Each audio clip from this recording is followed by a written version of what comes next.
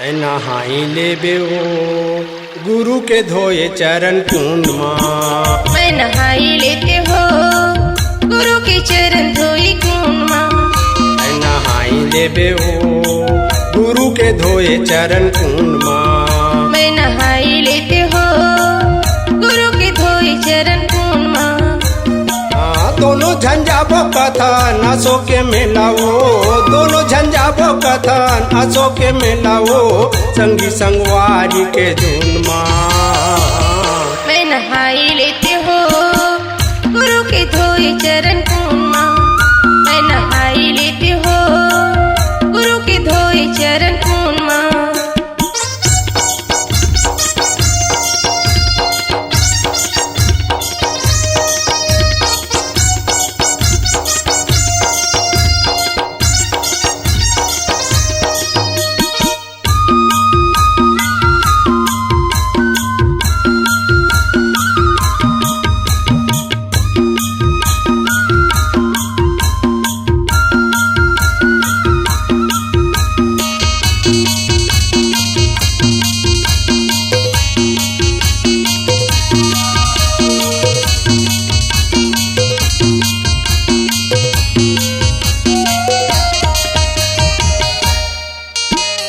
नैना मोरा पापी हवे मन है बैरागी, मन है बैरागी।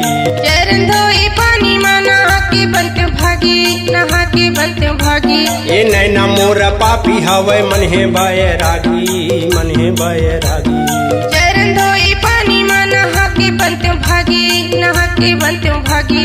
ए जपत रहते वही जैसा नाम लाओ, जपत रहते वही जैसा नाम लाओ, अपन अपन मन माँ। मैं नहाई लेते हो गुरु के धोई चरण कुंड माँ। मैं नहाई लेते हो गुरु के धोई चरण कुंड माँ।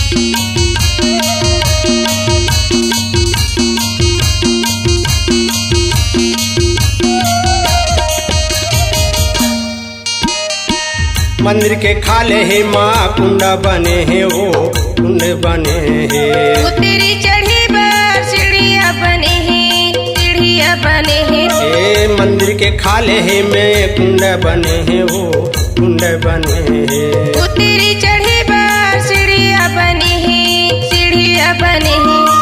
पाले ते ना मारी ते वही चरण के वो, पाले ते ना मारी ते वही चरण के वो, पीले ते नेक एक बूंदला। मैं नहाई लेते हो गुरु के धोई चरण कुंड माँ।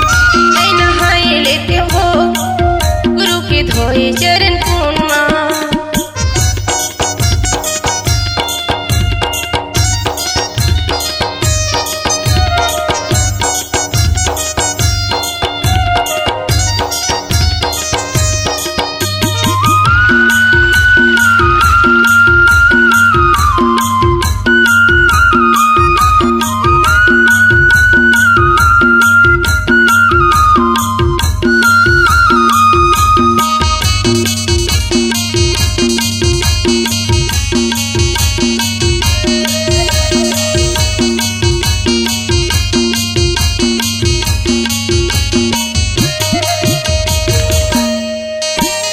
जैत खम गड़ाई हम सत्य के निशानी ला, सत्य के निशानी ला। जग जग सुनत रही तो गुरु की कहानी ला, गुरु की कहानी ला। जैत खम गड़ाई हवे सत्य के निशानी ला, सत्य के निशानी ला। जग जग सुनत रही तो गुरु की कहानी ला, गुरु की कहानी ला। श्रद्धा चुमन के ये फूल चढ़ाई लेते, श्रद्धा चुमन के फूल चढ़ाई लेते, गुरु गद्दी के निशानी माँ। मैं नहाई लेते हो गुरु